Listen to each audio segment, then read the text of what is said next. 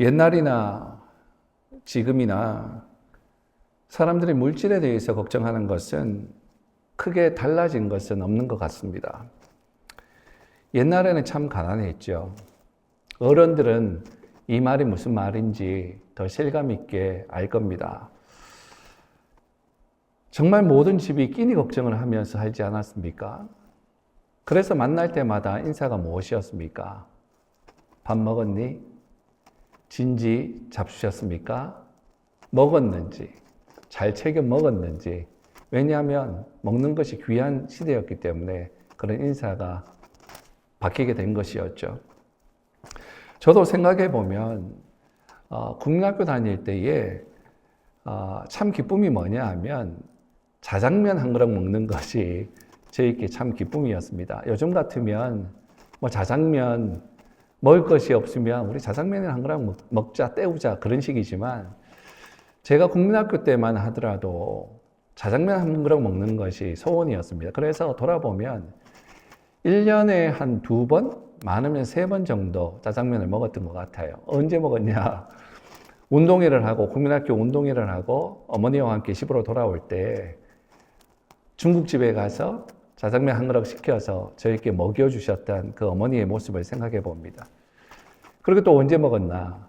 제 생일날, 형편이 넉넉지 않으니까 생일날 되면 그래도 내 생일인데 엄마 자장면 한 그릇 사주세요. 그러면 마지 못해서 형편이 안 되지만 자장면 한 그릇 시켜서 먹이시고 그랬던 적이 있습니다. 그리고 다른 먹었던 적을 기억해 보니까 별로 없었던 것 같아요. 그래서 1년에 한 번, 2번, 많으면 3번 정도 먹었던 것 같아요. 그렇게 먹을 것이 없던 시대였습니다. 그러던 것이 근대화를 거치고 경제 발전을 이루면서 참 잘 사는 나라가 되었죠. 우리나라 생각해 보면 지금은 참 좋은 브랜드 회사들도 많이 생겨서 한국 물건 그러면 전 세계가 인정하고 좋아하지 않습니까? 차도 기아가 있고 현대가 있고 또 삼성이라는 것도 있고 반도체가 우리나라가 또 꽉 잡고 있고 얼마나 좋은 브랜드가 많은지 모릅니다.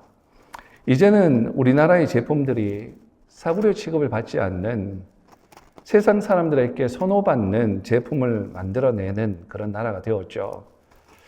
그런 걸 보면 우리나라가 참 잘 사는 한국이, 조국 대한민국이 참 정말 잘 사는 나라가 되었다라는 생각이 듭니다. 그러나 여러분, 아직도 세상에는 배고픔에 시달리는 사람들이 참 많습니다. 소말리아나 에티오피아나 그런 아프리카 국가들, 또 아시아 제3국가들, 남미 등지에서는요, 아직도 많은 사람들이 영양실조로 굶어 죽어가고 있습니다. 하루에 수만 명이나 더 되는 사람들이 먹을 것이 없어서 죽어가고 있다고 합니다. 근데 우리가 가진 게 없다라고 말할 수 있겠습니까? 우리에게는 먹을 것이 있고 입을 것이 있고 마음대로 돌아다닐 수 있는 차가 있고 따뜻하게 지낼 수 있는 집이 있습니다. 각각의 가정에는 먹을 것과 입을 것과는 상관없는 럭셔리한 것들도 너무나 많아요. 컴퓨터 게임까지 있죠. 근데 여러분, 그렇게 많이 있음에도 불구하고 예나 지금이나 변함없는 문제가 있죠. 뭡니까? 바로 경제 문제입니다. 50년 전이나 100년 전이나 지금이나 여전히 우리들에게 남아있는 문제가 바로 경제 문제입니다. 왜 그럴까요? 도대체 왜 그럴까요? 오늘 그 근본적인 이유를 하나님의 말씀에서 발견해 볼 수 있기를 바랍니다. 예수님은 우리에게 이렇게 말씀을 하시죠. 6장 25절 말씀 한번 보도록 합니다. 그러므로 내가 너희에게 이르노니 목숨을 위하여 무엇을 먹을까, 무엇을 마실까, 몸을 위하여 무엇을 입을까 염려하지 말라. 목숨이 음식보다 중요하지 아니하며 몸이 의복보다 중요하지 아니하냐. 우리가 읽은 말씀 25절에 제일 먼저 나오는 단어가 뭡니까? 첫 번째로 나오는 단어가 뭐예요? 그러므로 라고 하는 단어입니다. 이것은 접속사죠. 접속사는 앞에 나온 문장들을 이어주는 역할을 하죠. 그러면 앞에 나오는 말씀들이 무엇이었을까? 무엇이었기에 지금 예수님께서 그러므로 결론을 내주고 있는가? 우리는 앞에 말씀을 보아야 하죠. 오늘 본문에 읽지는 않았지만 설명해 드리면 19절, 앞에 나오는 19절에서부터 24절까지의 말씀에 대한 주제가 뭐냐 하면 이렇게 말씀을 하십니다. 하나님과 재물을 겸하여 섬기지 못한다라고 예수님께서 말씀을 하십니다. 그 말씀을 이어받아서 예수님께서 그러므로 하나님과 재물을 겸하여 섬기지 못한다. 그러므로 그렇기 때문에 하나님과 재물을 겸하여 섬기지 않으려면 뭘 해야 한다? 걱정하지 말아야 한다라고 말씀을 하십니다. 하나님과 재물을 겸해서 섬기거나 하나님보다 재물을 더 섬기게 될 때 일어나는 첫 번째 현상은 바로 의식주에 대한 걱정입니다. 무엇을 먹을까? 무엇을 마실까? 그리고 무엇을 입을까 하고 염려하고 걱정하는 것은 바로 우리의 마음이 하나님보다 물질을 더 섬기고 있다라고 하는 증거라는 거예요. 그래서 본문의 30절에서 예수님은 이러한 사람들을 향해서 무엇이라고 표현하십니까? 믿음이 적은 자들아. 믿음이 적은 자들아. 라고 말씀하십니다. 여러분, 오늘 본문인 마태복음 6장 25절부터 시작해서 34절까지 우리가 읽은 이 본문 말씀, 무려 10절이나 되는 긴 문장을 사용해서 본문을 택해서 예수님은 말씀하시는데 걱정하지 말라라고 우리에게 말씀하고 있다는 것을 주목해서 보아야 합니다. 걱정하지 말라. 오늘 성경 본문의 말씀을 보면 예수님은 두 가지 논리를 전개하고 있습니다. 하나는 뭐냐 하면 왜 우리가 먹을 것, 마실 것, 입을 것을 놓고 걱정하지 말아야 하는가 하는 이유에 대한 설명이고, 두 번째는 그러면 어떻게 살아야 할 것인가 하는 것입니다. 자, 첫 번째 이유를 한번 보겠습니다. 왜 우리가 걱정하지 말아야 하는가? 그것은 우리가 먹는 것, 마시는 것, 입을 것, 이러한 모든 것은 부수적인 문제, 즉 2차적인 문제이기 때문에 그렇습니다. 물론 세상에는 먹는 것, 입는 것, 그러한 것이 생명과 직결되는 사람들이 있죠. 정말 당장에 지금 먹지 않으면 그냥 죽을 수 있는 사람들이 있습니다. 정말 급박한, 정말 먹을 것 조금이라도, 마실 것 조금이라도 있어야 살 수 있는 급박한 사람들이 있어요. 그런데 지금 예수님은 생명과 직결되는 사람들에게 이 말씀을 하시는 게 아니에요. 이 본문의 말씀은. 그런 사람들에게 말씀하시는 것이 아니고 본문에서 예수님께서 이 말씀을 하실 때는 그 대상이 이러한 극한 상황에 놓인 사람들에게 말씀하시는 것이 아니라 평범한 유대인들에게 말씀하고 있는 것입니다. 즉 지금 우리에게 말씀하시는 것입니다. 적어도 하루 세 끼 먹을 음식과 입을 옷은 있는 평범한 우리들에게 말씀하고 있는 것입니다. 그런 우리들에게 무엇이라고 말씀하신다고요? 걱정하지 마라. 걱정하지 마라. 여러분, 우리는 주신 것에 대해서 감사하고 감격하기보다는 내가 갖고 있지 않는 것, 어떤 면에서 보면 하나님께서 생각하시기에 너에게 이것이 필요 없는데 라고 생각하셔서 필요 없다고 주시지 않는 부분을 놓고 걱정하고 근심하는 경우가 훨씬 더 많습니다. 우리에게는 필요한 것이 있고 원하는 것이 있죠. 니드가 있고 원트가 있죠. 그런데 우리는 우리에게 꼭 필요한 것 때문이 아니라 내가 원하는 것, 내가 정말 탐욕으로 원하는 그 욕심을 이루지 못해서 근심하고 염려하고 스트레스를 받으면서 살아간다는 거예요. 그래서 예수님께서 말씀하시는 겁니다. 몸이 음식보다 중하지 아니하며 목숨이 의복보다 중하지 아니하냐. 그리고 두 번째로 예수님은 걱정하지 말아야 할 이유에 대해서 27절에서 말씀을 하십니다. 27절에 보면 너희 중에 누가 걱정해서 자기의 수명을 조금이라도 연장할 수 있느냐. 예수님께서 하시고 싶은 말씀은 걱정하지 말아야 하는 이유는 그것이 아무런 도움이 되지 못한다. 그것이 아무런 도움을 주지 못한다라는 것입니다. 여러분, 걱정한다고 변하지 않죠? 우리 성도들은 다 잘생겼고 예쁘지만 내가 조금 더 잘생겼으면 좋겠다. 내가 조금 더 예뻤으면 좋겠다. 걱정한다고 해서 더 잘생겨지고 더 예뻐지지는 않지 않습니까? 내가 키가 좀 더 컸으면 좋겠다. 조금 작았으면 좋겠다. 염려한다고 해서 키가 더 커지고 작아지지 않지 않습니까? 염려한다고 생명을 연장시키지 못하지 않습니까? 오히려 염려 때문에 몸을 해롭게 합니다. 현대병의 가장 기본이 되는 것이 뭡니까? 스트레스 아닙니까? 그죠? 걱정하고 근심하는 것으로 인해서 스트레스가 옴으로 인해서 우리의 몸을 더 해롭게 합니다. 오히려 우리의 생명을 더 단축시키죠. 예수님이 하시는 말씀이 이거예요. 걱정하지 마라. 몸만 상한다. 그리고 세 번째로 우리가 걱정하지 말아야 할 이유는 하나님께서 우리를 돌보고 계시기 때문에 그렇습니다. 26절과 28절에서 예수님은 그것을 알기 쉽게 예화로 말씀을 하시는데요. 26절 말씀 보면 하늘에 있는 새를 봐라.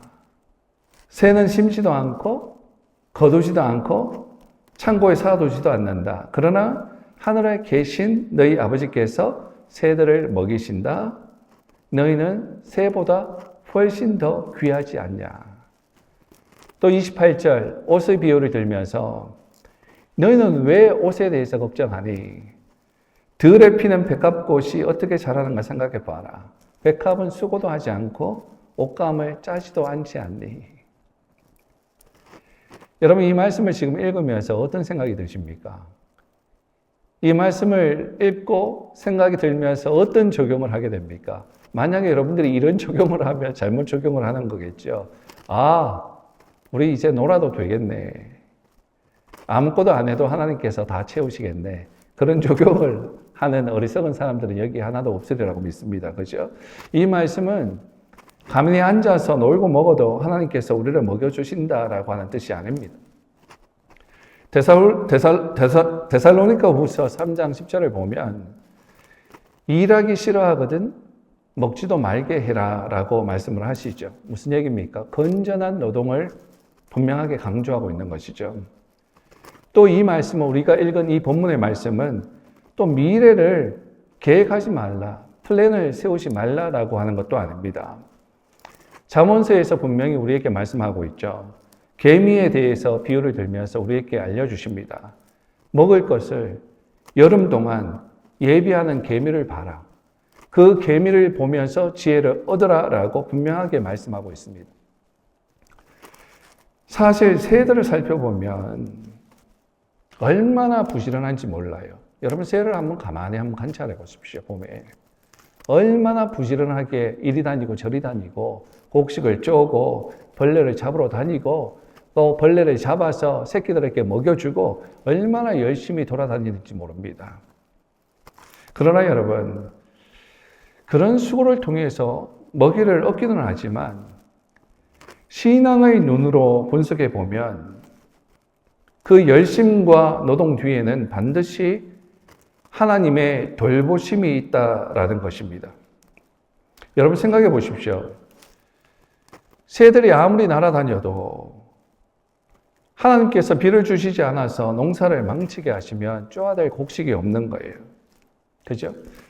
날개를 딱 부러뜨려 주시면 아무리 앞에 먹이가 많다고 할지라도 새는 굶어 죽는 것입니다.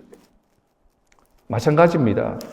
우리도 열심히 노력할 때 그 대가로 손이 수고한 대로 먹을 것이다 라고 하는 말씀처럼 분명히 우리 노동의 대가를 받습니다. 그러나 사실상 우리가 받는 그 혜택은 하나님께서 우리를 돌보고 계시기 때문에 가능한 것입니다.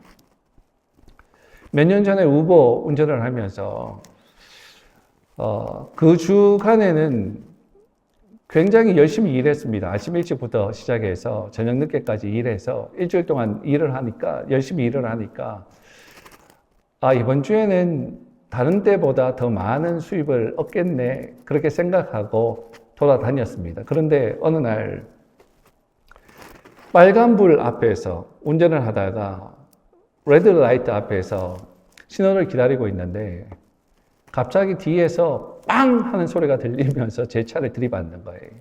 제가 살면서 지금까지 그렇게 세게 부딪힌 적이 없는데 뒤에서 막 받는 거예요. 제 뒤에 있는 차가 저를 받았고 더 나아가서 제 뒤에 있는 뒤의 차가 그 뒤에 있는 차를 들이받고 저희 차를 들이받은 겁니다. 놀라서 놀란 가슴을 좀 진정을 시키고 밖에 이렇게 나와서 상황을 보니까 제일 뒤에 있는 그 히스패닉 여인이었는데 스마트폰을 보면서 운전을 하다가 앞에 서 있는 것을 보지 못하고 차를 들이받은 거예요. 뒤에 차를 들이받고 그 뒤에 차가 저를 들이받았는데 근데 문제는 뭐냐 하면 그 히스패닉 여인이 보험이 없는 거예요. 보험이 없고 면허증이 없는 거예요. 무면허. 그럼 어떻게 됩니까? 사고가 났으면 이제 그 사람이 만약에 보험이 있었다면 그 사람의 보험으로 처리해서 차를 고칠 수도 있었고 그리고 차를 고치기 위해서 차를 정비소에 맡겼으면 그 일하지 못하는 그 기간 동안 보험회사에서 보상을 받을 수 있었을 텐데 보험이 없다라고 얘기를 해버리니까 아무 보상을 받지 못하는 거예요.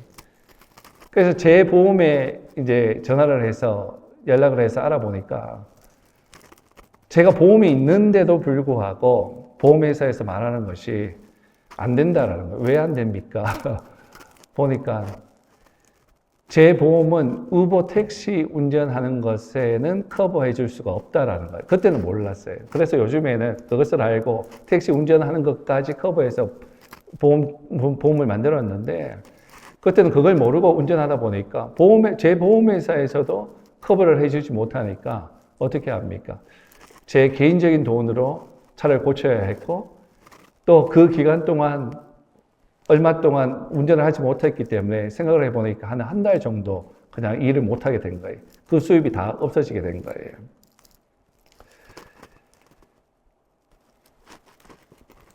물론 스토리가 조금 다르긴 합니다만은 우리가 이렇게 수고하고 노력하고 열심히 산다고 할지라도 하나님의 돌보심이 만약 우리 가운데 없다면 우리의 수고 모든 것들이 헛수고가 되지 않습니까? 우리가 받는 모든 혜택은 실제로 하나님께서 우리를 돌보고 계시기 때문에 가능한 것이지 않습니까? 그런데 우리는 그것을 모르고 신경을 쓰고 걱정을 하고 근심을 합니다.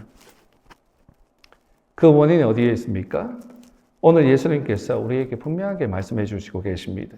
그것은 신앙의 문제라고, 그것은 믿음의 문제라고. 그래서 예수님이 이렇게 하나님께서 입히시고 먹이시거늘 우리 믿는 자들을 돌보시지 않겠느냐고 우리에게 사실은 부드럽게 책망하고 계시는 것입니다. 기도의 용사였던 조지 뮬러가 이런 말을 했죠. 여러분 조지 뮬러를 아십니까? 이 조지 뮬러는 영국에서 고아들의 아버지라고 불렸던 사람이죠. 그리고 또 이렇게 알려져 있습니다. 기도하는 사람, 5만 번 이상 기도의 응답을 받았던 사람이다라고 우리에게 알려져 있죠. 그래서 그분에 대해서 책도 나와 있습니다. 저도 그 책을 읽은 적이 있는데 그 내용 가운데 참 가슴에 인상 깊은 것이 뭐냐 하면 400명 정도의 고아들이 그때 있었어요. 그래서 그 아이들을 먹여야 하는데 고아원에 먹을 것이 하나도 없는 거예요. 다 떨어졌습니다. 근데 400명의 아이들은 식당에 다 앉아 있습니다. 아침에 먹일 것이 없어요. 그래서 조지 뮬러는 그 책상에 식탁 위에 빈 접시와 수저를 놓고 그 400명의 아이들을 앉혀놓고 기도합니다. 하나님 먹을 것을 주셔서 감사합니다. 그리고 눈을 떴는데 이러한 기적들이 일어났다라고 하지 않습니까? 기도하고 눈을 떴는데 그 앞에, 고아원 앞에 마차가 한 대가 서더랍니다. 그 마차 안에 아침에 갓 구운 빵들과 우유가 가득 차 있었다. 그것을 가지고 400명의 아이들을 먹일 수 있었다라는, 왜냐하면 그날 폭우가 내렸는데 그 동네에 있었던 그 공장에서 야유회를 가지려고 했는데 폭우가 오니까 다 취소되었다라는 거예요. 그래서 그 음식들을 어떻게 할 수가 없으니까 고아원에 가져와서 주었다라는 거죠. 그런 믿음의 사람 조지 뮬러가 이런 말을 합니다. 근심의 시작은 믿음의 마지막이며 진정한 믿음의 시작은 근심의 종지부를 찍는 데서 시작된다. 사랑하는 여러분, 그렇습니다. 우리가 물질 문제에서 자유함을 얻을 때, 세상의 현실 문제를 하나님께 맡기고 믿음으로 나아갈 때 우리는 참된 신앙의 삶을 살 수 있게 되는 것입니다. 선포하고 축복해 드립니다. 믿음으로 살지어다. 자, 그러면 그렇다고 하나님만 믿고 염려하지 말고 가만히 앉아서 아무것도 안 하고 살기만 하면 될까요? 아니지 않습니까? 크리스찬은 어떻게 살아야 하는가에 대해서 예수님은 두 가지 방법을 다시 말씀해 주십니다. 첫 번째는 33절 말씀입니다. 먼저 아버지의 나라와 아버지의 의를 구하여라. 그러면 이 모든 것들이 너희에게 무엇으로? 덤으로 주어질 것이다. 먼저 그 나라와 의를 구하라는 것입니다. 즉 하나님을 위하는 삶의 최고의 우선권을 드리라는 말씀입니다. 한마디로 하나님을 위하는 삶을 살라는 말입니다. 이제까지 산상보훈에서 말씀하신 교훈들을 한마디로 요약하는 말씀이에요. 이 말씀을 준비하다가 구약에 나오는 학개를 한번 생각해 보았습니다. 학개 선지자가 썼던 그 학개서를 보면 그 전체의 내용이 뭡니까? 다르게 말해서 이런 말이에요. 똑같아요. 예수님께서 하시는 말씀과 똑같아요. 먼저 그 나라와 의를 구하여야 한다라는 말씀입니다. 주제가. 그 배경을 한번 보면 학개 선지자 때에 수룹바벨이 약 5만 명 정도의 이스라엘 백성들을 이끌고 이스라엘로 돌아왔지 않습니까? 페르시아에서 돌아와서 제일 먼저 예루살렘에서 무엇을 합니까? 성전을 재건하기 시작하죠.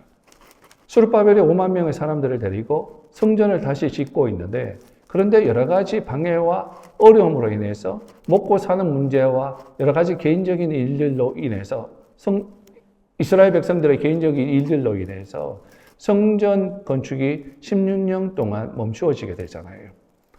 16년 동안 멈추어지면서 처음에 성전을 건축하기 위해서 기초돌을 쌓았던 그 돌들이 잡초에 다 덮이고 흔적도 없이 사라져가는 그러한 모습을 보면서 학개 선지자가 하나님의 말씀을 들고 성도들에게, 이스라엘 백성들에게 믿음을 다시 격려하며 먼저 그 나라와 의를 구하라라고 하는 메시지로 다시 성전, 하나님의 나라를 세워갈 것을 촉구하며 그 시대 학개와 스가랴가 다시 한번 격려하며 하나님의 나라를 이루어가는 것을 우리가 보지 않습니까? 성전을 다시 세우는 것을 보지 않습니까? 학개 선지자가 하는 말이 바로 그거였죠. 먼저 그 나라와 의를 구하라. 너희들 개인적인 일들로 인해서 하나님 나라를 이루어가는 것을 타협한 것을 우리가 회개하며 믿음으로 다시 일어서자라고 얘기를 합니다. 오늘 특별히 33절 본문의 구하여라 라고 하는 말씀은 아주 적극적인 동사인데, 예수님께서 분명히 먼저 그 나라와 의를 구하여라 라고 말씀을 하시면서 구해라 라고 하는 말씀을 보면 아주 적극적인 동사인데, 이것은 그냥 한번 찾아보고 없으면 포기해버리라고 하는 소극적인 자세가 아닙니다. 적극적으로 노력하고 그 일을 추진해 나가라라는 것입니다. 이 단어는요, 헬라 원어에서 현재 진행 명령형으로 되어 있습니다. 즉 계속적으로 추구하라라고 하는 명령이죠. 한번 구하고 끝나는 것이 아니라 계속해서 그 일을 이루기 위해서 노력하는 것입니다. 그런데 33절에서 우리의 주목을 끄는 것은 먼저라고 하는 부사죠. 먼저가 먼저예요. 먼저 그 나라와 의를 구하라. 먼저라는 것은 우선순위를 나타내는 말이지 않습니까? 우선순위. 무슨 일을 하든지 이 일을 가장 먼저, 가장 중요하게 여기라라고 하는 말씀입니다. 너는 먼저 그의 나라와 의를 구하라라고 하는 것은 하나님을 위하는 것에 최고의 우선권을 두라라고 하는 것입니다. 그렇게 살 때에 이 모든 것을 우리에게 덤으로 주시겠다라는 것이죠. 나에게 필요한 모든 것을 내가 책임져 주겠다라고 하는 것입니다. 이 말씀은 여러분 오해하지 마십시오. 일하지도 말고 기도만 하십시오라고 하는 말도 아닙니다. 직장도 나가지 말고 교회만 열심히 나오라라고 하는 말씀도 아닙니다. 이 말씀의 의미는 뭐냐 하면 열심히 일을 해라. 그런데 너희들이 열심히 일을 하는데 왜 열심히 하는지 알고 하라라고 하는 말씀이에요. 열심히 살아가라. 열심히 살아가야 한다. 그런데 열심히 살아가는데 왜 이렇게 열심히 살아야 하는지 분명히 알고 살아가라라고 하는 말씀입니다. 분명한 목표를 가지고 살라라는 것이죠. 하나님을 섬기는 일이 나의 목표인지 아니면 부수적인 하나의 일인지 하나님을 섬기는 그 신앙이 액세서리인지 아니면 내 삶의 목표인지 분명히 대답을 하고 살아가라라고 하는 말씀입니다. 사랑하는 성도 여러분, 여러분은 어떠합니까? 우리는 어떠합니까? 지금 우리의 삶이 과연 하나님의 영광을 위하는 삶입니까? 빌립보서 1장 27절 오직 그리스도 복음에 합당하게 생활하라. 오직 그리스도 복음에 합당하게 생활하라. 고린도전서 10장 31절 너희가 먹든지 마시든지 무엇을 하든지 다 하나님의 영광을 위해서 하라 라는 말씀처럼 살아가고 있습니까? 다른 것은 다 제쳐놓더라도 우선 이 질문에 대해서만큼은 바른 대답을 할 수 있어야 될 거라고 생각합니다. 두 번째로 예수님 우리에게 어떻게 살아야 할 것인가에 대해서 이렇게 권고하시죠. 34절 마지막 절입니다. 제가 한번 읽어드리면 그러므로 내일 일을 걱정하지 마라. 내일 일은 내일 걱정할 것이고 오늘의 고통은 오늘로 충분하다. 저는 이 말씀을 이렇게 정리하고 싶어요. 하루하루의 삶에 최선의 정성을 다해라. 하루하루의 삶에 최선의 정성을 다해라. 34절의 말씀 가운데 내포되어 있는 사실은 1차적으로 우리 그리스도인들에게도 우리 하나님의 사람들에게도 어려움은 있다는 것이죠. 그 나라의 괴로움이라는 것이 있다는 것입니다. 그래서 영어 성경을 보면 Each day has enough trouble of its own.